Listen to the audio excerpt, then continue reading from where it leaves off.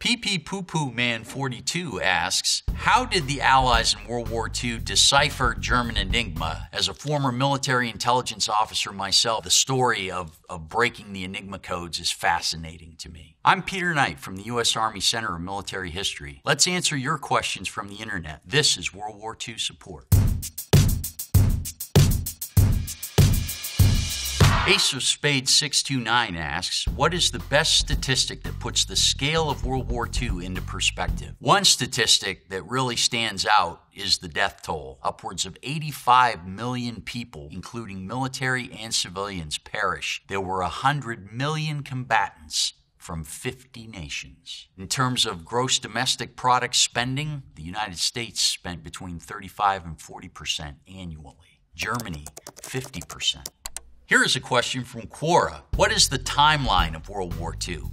Most historians and scholars agree the approximate start of the Second World War is Hitler's invasion of Poland on September 1st, 1939. Because at that point, Hitler's invasion causes Great Britain and France to declare war on Germany because they have guaranteed the security of Poland. Our next point will come in 1941 when the Soviet Union is invaded by Hitler. Russia had initially signed a non-aggression pact with Hitler, and they agreed to divide Poland between them when Hitler invaded in September. However, Hitler turns the tables on Joseph Stalin and invades the Soviet Union in the summer of 1941. This brings us to our third turning point, the Battle of the Atlantic in 1943. This is a battle for control of the Atlantic sea lanes that enable the United States to send war materiel across the Atlantic to the aid of Russia and Britain. Unless they can secure those sea lanes, that equipment will be taken out, and the German U-boats run roughshod, sinking millions of tons of Allied shipping. Our next point would be the D-Day landings on June the 6th, 1944. The Allies establish a beachhead and a foothold on the continent of Europe and open up a crucial second front against Hitler's Nazi forces. Our next major point are the two atomic bombings on Hiroshima and Nagasaki on August the 6th and the 9th, 1945. Emperor Hirohito knows it's only a matter of time, and he gives a radio address. This is the first time that many of his subjects in Japan have ever heard his voice, and he asks them to endure the unendurable and submit to the unconditional surrender to the Allied powers. Which brings us to our final point. September 2nd, 1945, the Japanese sign the instrument of surrender aboard the USS Missouri in Tokyo Bay, and World War II is brought to an end. HHT Lucas asks, y'all ever think about how the Nazis were on meth like all the time? Nazi soldiers did indeed get methamphetamines distributed to them. The idea was that these very powerful drugs would allow them to stay awake for longer periods of time, would enhance their mental alertness, their aggressiveness, essentially enable them to succeed and win in combat. But there were some significant side effects, extreme exhaustion, and hallucinations. That being said, it wasn't just the troops that were getting drugs. Hitler received all kinds of opioid injections, oxycodone, cocaine, that were used to help him cope and get through his day. On the Allied side, GIs and other Allied troops got what were called go pills, Bezedrine, which was an amphetamine, not a methamphetamine. So these are less powerful and less potent than the pills the Germans were taking. And most of the time, Bezedrine was used by Allied pilots that were on these very long bombing run missions just to stay awake. Nobody Grotesque asks, what are some World War II movies that are the most historically accurate that one can learn from? The Steven Spielberg film Saving Private Ryan, its opening sequence of the troop landings on Omaha Beach on D-Day, are some of the most realistic depictions I've ever seen, and they're based largely on soldier accounts. There's a moment where you'll see soldiers disembarking from the landing craft, and they'll immediately be submerged in the water. That's very true to life, because as the landing craft approached the beaches, some of the parts of the beach had received some early naval gunfire, and there were craters, and they're stepping off into water that is over their heads. So some of these soldiers who are immediately immersed in the water and sinking like a stone, they're panicking. and they're getting shot at the same time, and some of these unfortunate soldiers will drown in the process. Another movie is The Longest Day, based on the book by Cornelius Ryan, that shows a lot of the D-Day activities. For example, the use of dummy paratroopers, these little straw men that they dressed up to look like soldiers, and they'd throw them out of the aircraft to confuse the German forces as to where the airborne divisions were going to land. The German term for the dummy was Gummipuppen, and you hear them talking about this over the radio, and they're just ranting about it.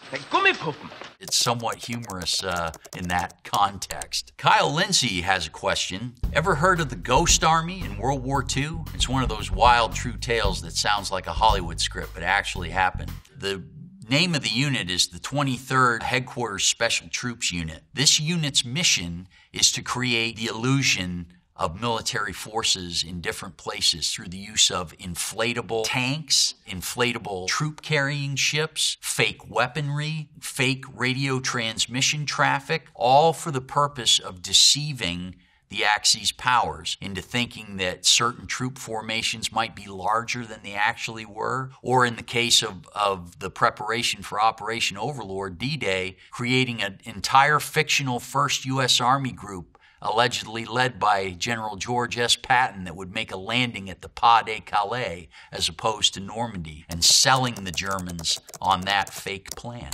Annie Losin writes, I still don't understand why would Japan bomb Pearl Harbor? One of the biggest reasons why Japan decides that they have to attack the U.S. Pacific Fleet is because of an oil embargo President Franklin Roosevelt imposed upon Japan. Pearl Harbor is located on the island of Oahu. Admiral Isoroku Yamamoto, chief of the Imperial Japanese Navy, believes that they must strike and cripple the U.S. Pacific Fleet in order to allow Japan the freedom to embark on their military campaigns to conquer the Dutch East Indies and British Malaya over here that contain the natural resources, oil and rubber, that the Japanese absolutely need to sustain their war machine and their industrial economy. If we look at where Japan is, the Philippine Islands is between the Japanese home islands and those desired targets. The United States controls the Philippine Islands, and they will be attacked within 9 hours after the attack on Pearl Harbor. The Japanese will attack Pearl Harbor on Sunday morning, December 7th, 1941. They will succeed in crippling several of the battleships, especially the USS Arizona, that will carry over 2,000 soldiers to their death. And it does do a lot to set back the U.S. Pacific Fleet, but it does not succeed in destroying it. Japan missed our oil and fuel refineries and our big dry dock facilities that will enable us to continue to fuel and supply our fleet and repair it and recover from the loss. At Matchless Mine asks, when did Hitler declare war on the U.S.? Adolf Hitler declares war on the United States on December 11th, 1941, a mere 4 days after the Japanese attacked Pearl Harbor. Sipwell asks, how effective were German U-boats in World War II? From the start in 1939 easily through most of 1942, German U-boats successfully sank over 6 million tons of Allied shipping. They're sinking Allied shipping faster than the Allies can build the ships. Some of those sinkings occur within sight of the U.S. coastline. The biggest single factor that turns the tables on the German U-boats is the cracking of the German Enigma codes. The cracking of the Enigma codes allows the Allies better success in locating the U-boats and destroying them.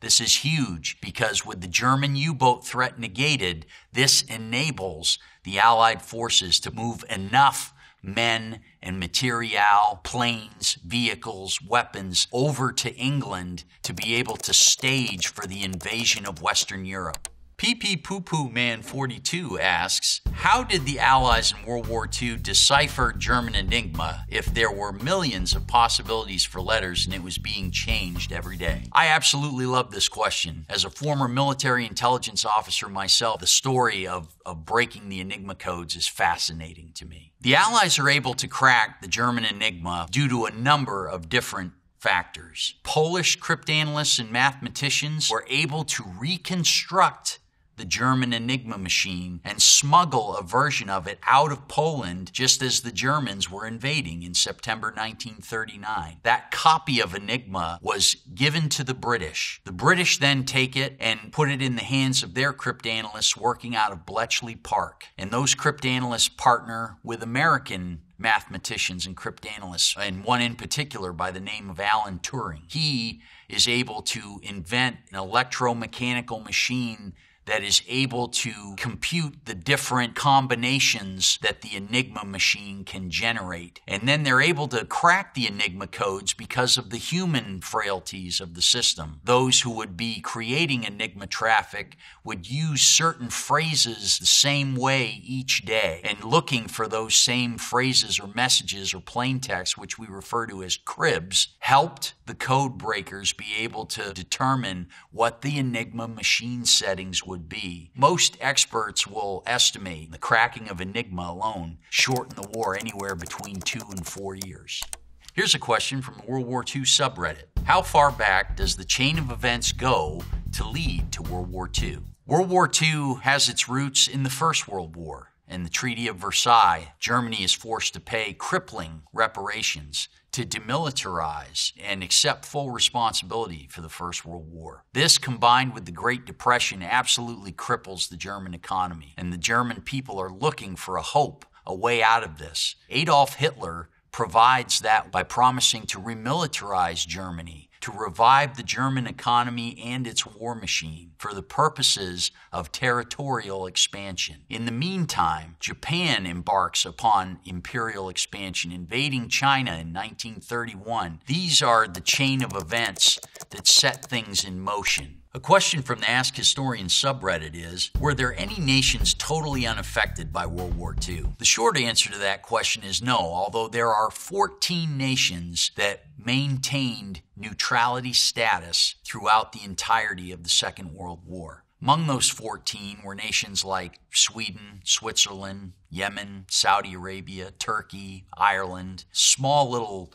states like Liechtenstein and the Vatican City, and they would help either side as it suited their purposes. This map, although it's in Russian, certainly shows you the battle lines and movements of large troop formations across the globe over the course of the Second World War. And as you can see, the war leaves basically no part of the planet unscathed. Here you can see a lot of the action in Europe. You look in the Pacific, it's a much more spread out, wide area, different island chains. But then India, of course, is part of the British Empire. And so Britain is going to fight to protect that. And the China, Burma, India area is referred to as a China, Burma, India theater, where the American commander Vinegar Joe Stilwell works to advance Allied interests and defeat Japanese forces in this area. So as you can see, between the European theater of operations and the Pacific theater of operations, this is truly a global conflict. Rippendank Bonks wants to know, what was the point of the invasion of Normandy from a tactical standpoint? The invasion of Normandy from a tactical standpoint probably doesn't make a lot of sense to the average viewer when you have to fight up over the beach against elevated German positions in concrete pillboxes. It seems like an impossible task. But you have to remember, you can't just airdrop armored divisions from planes onto the ground in Europe. There are German armored forces already on the continent. They have to create a beachhead. The Normandy beachhead is the ideal place for the Allies to strike because it is the weakest point of the Atlantic Wall defenses, and it has the best beachfront area to make their amphibious assault onto the continent of Europe. This picture is taken just after D-Day. Now they're going to begin to pump their logistics up onto the European continent. The balloons that you see are designed to be an impediment to enemy aircraft. They have cables there that would entangle the aircraft if they were to try to fly a bombing run or a strafing run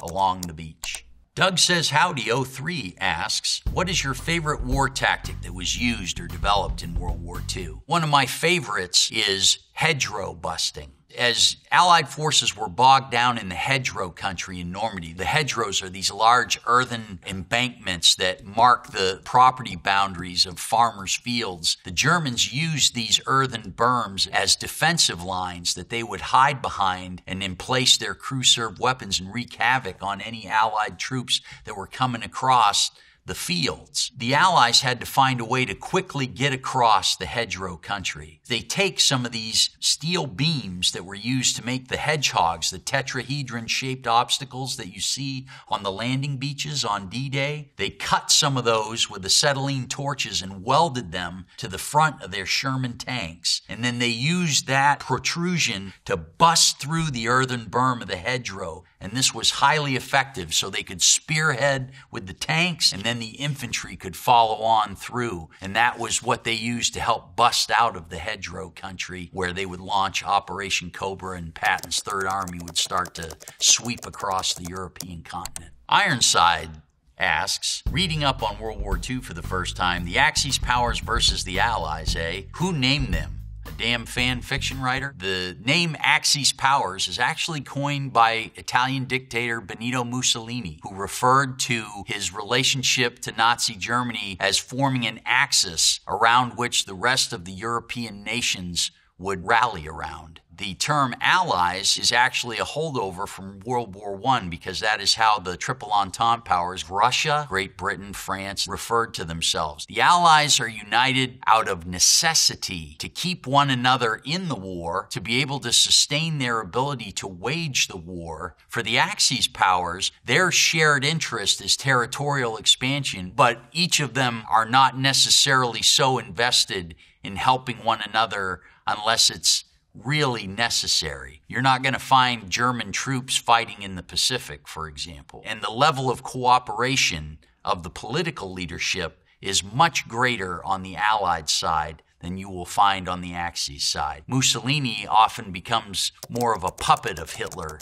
than anything else. NFT Crypto God asks, what is the Blitzkrieg? Blitzkrieg is a term that Western journalists like to apply to the German approach to offensive operations. The better term is Bewegungskrieg, or maneuver warfare, and the Germans use this tactic, which involves speed and the combination of infantry, artillery, armor, and close air support, to attack the enemy in their weakest positions, to allow them to bypass enemy strong points and then surround the enemy and destroy them. German forces could cover hundreds of miles of territory in a matter of a few hours. Opponents could not respond with a coherent defense in time. In a matter of weeks, they will overrun France and force the British forces to evacuate from the continent of Europe through Dunkirk.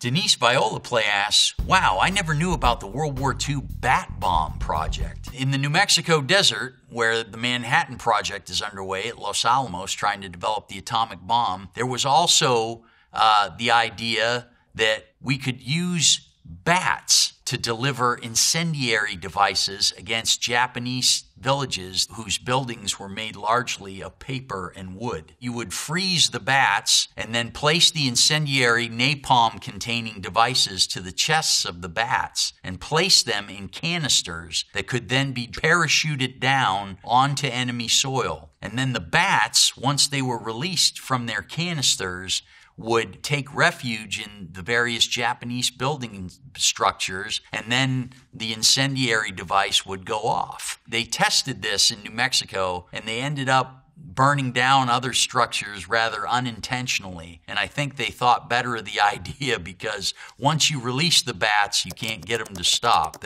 After that, it's really out of your hands. Tripster asks, why was Iwo Jima so important to the war effort? It's just a naked 8-mile square rock in the Pacific. Iwo Jima is certainly more significant than that. In 1945, the Allied forces have captured the Marianas Islands. Those islands will allow B-29 long-range bombers to range the Japanese home islands. Iwo Jima lies halfway between the Marianas Islands and the Japanese home islands. And the Japanese had an early warning radar system deployed on Iwo Jima that needed to be knocked out to enable those bombing runs from the Marianas to be successful. One of the most famous pictures in all of history is an Associated Press photo that captures U.S. Marines raising the flag atop Mount Suribachi, the highest elevation on the island of Iwo Jima. What's interesting about this is the second flag raising. There was an earlier flag raising, but then they had to continue fighting against Japanese that were still resisting. And still, the island of Iwo Jima was not completely secured until a couple of weeks later, after 5 weeks of brutal fighting. Southside Tilly asked, please tell me about the Night Witches. The Night Witches were the 588th Night Bombing Regiment of the Soviet Red Air Force. This was an all-female unit and does as many as 23,000 missions, and they used these little wooden biplanes. The speeds of these planes were so slow, German fighter planes were too fast to even try to maneuver against these more primitive planes. And these planes would basically throttle down their engines when they were about to drop their ordnance. And when they did so, they made this whooshing sound. And that's what made the Germans name these all-female pilot squadron the Nachthexen, or Night Witches. Their leader was one of the first, actually the first, to receive a state funeral, having earned the status of hero of the Soviet Union. Her plane crashed in the Battle of Stalingrad. Here's a question from the Explain Like I'm 5 subreddit. Why is it Germany, Italy, and Japan allied, despite all believing themselves to be the superior races? The real reason why these countries ally together is shared interest in territorial expansion. For Germany, it's Hitler's concept of Lebensraum, living space, for the German peoples, and trying to unite those parts of Europe that are predominantly German. For Italy, it's expanding into Africa, namely Ethiopia. For Japan, the invasion of China in 1931 and expanding in through Manchuria. With regard to their superiority of their respective races, I think they all held that to themselves, and perhaps that was a bit of division between them as well, because they're never as close of an alliance as the Allies will be. Our next question is from Quora. Before GPS, how did soldiers in combat accurately know their location on the battlefield when they called in close air support? For soldiers to understand their location and a target's location, they have to use the good old-fashioned map and magnetic lensatic compass. I have one here. This is standard US GI issued magnetic compass. Soldiers would have to take a known point on the terrain, shoot an azimuth to it, and then do the same with some other points, and then basically triangulate their positions and confirm their position on the ground. By the way, just an interesting side note as we're talking about things like the compass that are a part of a standard GI's equipment kit. The American GIs would often wear identification bracelets. They didn't have dog tags necessarily at that time. This particular soldier, Raymond Toynbee, served in the 36th Infantry Division in Italy. Okay, next question. Inner Game of Den the Men asks, what did Churchill actually do in World War II? Sir Winston Churchill is the Prime Minister of Great Britain, and his relationship with U.S. President Franklin Roosevelt is absolutely essential to cementing Allied war strategy to allow the Allies to prevail. He was a hard drinker, an incessant smoker. He actually had a penchant for liking to walk around naked in his household, and he even did so at the White House when he was visiting there one time. His favorite outlet was painting. He actually had his own painting studio at his home in Chartwell. Winston Churchill is an inspiration to the British people. His people were able to look to him, and he provided them a beacon of hope on which to focus. In late 1940 and 41, as the Germans are bombing London, Churchill is a steady, calm voice to the British people, telling them that we will continue to resist and that we will never surrender to Nazi tyranny. Here's another one from the Ask Historians subreddit. In the famous scene from the movie Der Untergang, and here they're actually referring to the movie Downfall, Hitler orders all of his generals to leave the room except Keitel, Jodl, Krebs, and Bergdorf. Who were they and why were they different or more important. So the movie Downfall depicts the final days for Adolf Hitler as he's hunkered down in the Führerbunker in Berlin as the Soviet Red Army closes in on the German capital. And Hitler is forced to face the reality that his last-ditch efforts to defend the German capital are amounting to nothing. He dismisses most of the officers in the room and sticks only with his very close inner circle. Wilhelm Keitel, the chief of staff of the German High Command. Alfred Jodl is the chief operations officer of the German Wehrmacht. Hans Krebs is the chief of staff for the German High Headquarters, and Bergdorf is Hitler's adjutant general. This is his inner circle, along with his propaganda minister, Joseph Goebbels. And they're the ones that remain in the room. And he goes into this long tirade, berating his generals, calling them cowards. But it's really just a raging rant, after which he admits that the war is lost. That fateful meeting takes place on the 22nd of April, 1945, as the Red Army is closing in on Berlin. And the deterioration is just accelerating. Hitler is thinking in his own mind that he's a dead man. And now he's trying to figure out, well, if I'm going to die, I think I want to die on my own terms. He looks at what happens to Benito Mussolini, who is hung and his body left on display in Milan on April 28, 1945, to be humiliated and desecrated by Italian partisans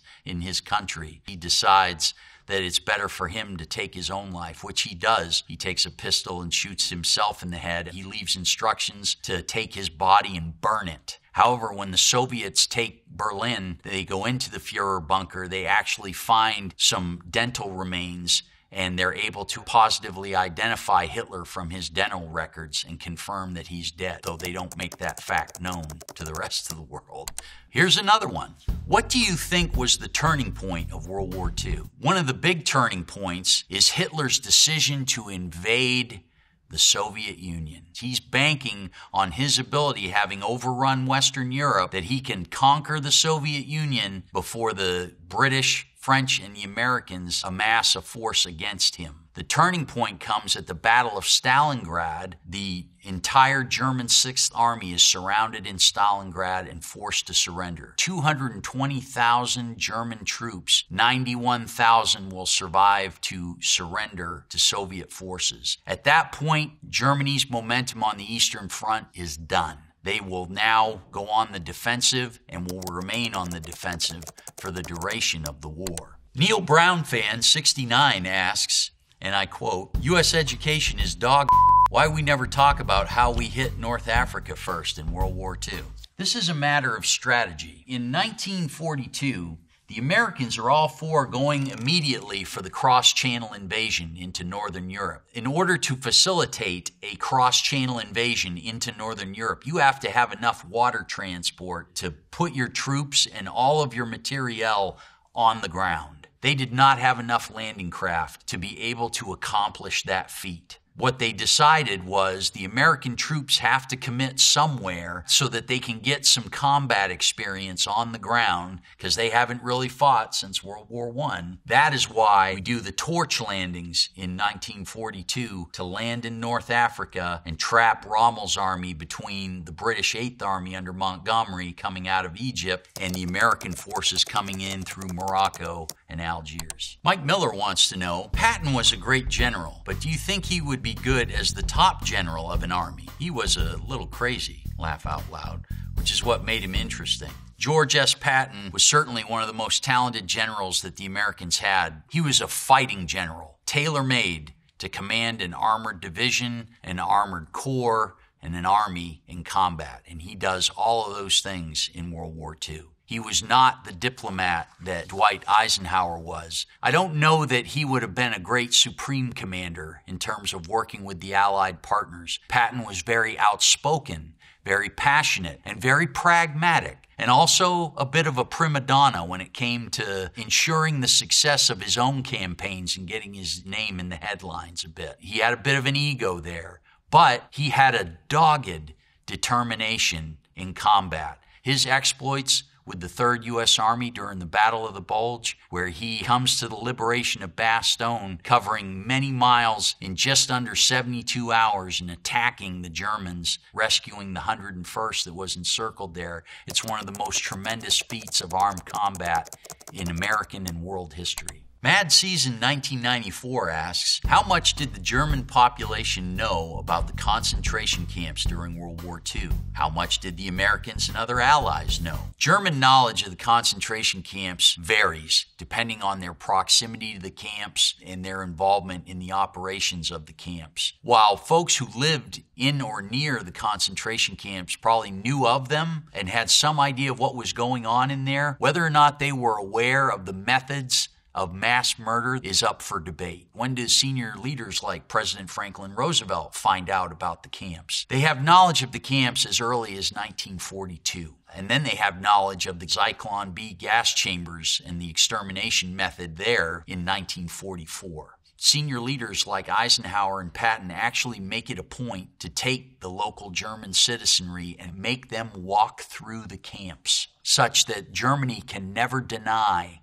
what was taking place there. The evidence of the Holocaust and the treatment of the Jewish prisoners is irrefutable. There are photographs, there is documented film footage of liberating these camps, seeing the emaciated bodies of the deceased and the emaciated bodies of those still living, and seeing some of these prisoners in striped pajama-type outfits. You just look at them and you can see that they have been starving. So for the American soldiers that are rolling up on these camps and liberating them, the shock effect is palpable. The Allied leadership is very adamant that this be recorded such that future generations could never dispute the fact. Petite Acorn asks, why was Eisenhower chosen over other more experienced generals as Supreme Allied Commander in Europe? Dwight David Eisenhower never commanded a large combat formation. People wonder, well, why would we choose this man as opposed to others who are much more seasoned, have more battlefield experience, or leading larger size units? Dwight Eisenhower was selected for this position by General George C. Marshall, the U.S. Army's Chief of Staff. In the years just prior to the outbreak of war for the United States, Eisenhower is instrumental in helping to craft the war plans and war strategy of the United States in the event that it were to enter the war. He had the personality and the diplomatic skills to be able to work with both politicians and his fellow general officers of the Allied coalition. He began as the commander of American forces in the European Theater of Operations. He is appointed such in 1942, just ahead of Operation Torch, the landings in North Africa. A year later, he is named the Supreme Commander of the Allied Expeditionary Force that will make the cross-channel invasion into Europe.